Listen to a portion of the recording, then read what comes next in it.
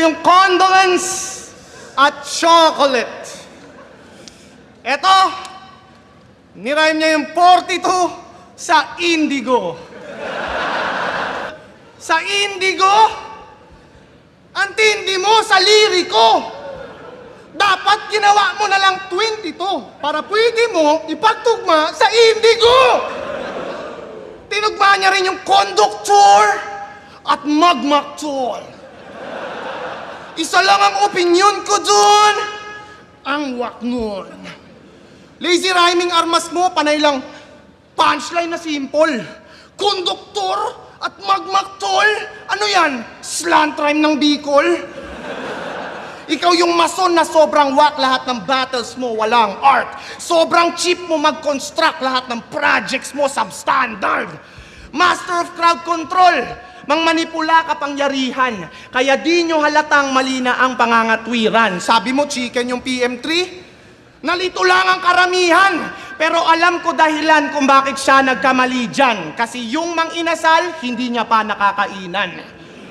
Palitan! Dapat nire-reference mo lang mga nakakainan mo. Parisan! Puro lamang yung pintas kaya napapag-iwanan sa makalumang approach. Dapat dito binabash kasi puro katangahan at kagaguhan ng post. Pero binoboto yan ng judge kahit puro parody tsaka basura na jokes. Ganyan naman dito sa Pinas, magnanakaw madalas nakakakuha ng votes. Kahit sa pagiging unpredictable, dihado to, tila lamang to sa akin. Ako'y mas unpredictable pa sa Indianong bigla ang tumatumbling. Aking lyrics sa 3 minutes ko pinilit i-compress. Kung feeling mo may chance mag-isip ka ng konti. Ngayon basag ka para kang sumindi ng chonke. Aking punches, parang Francis Ngannou may infinity gauntlet.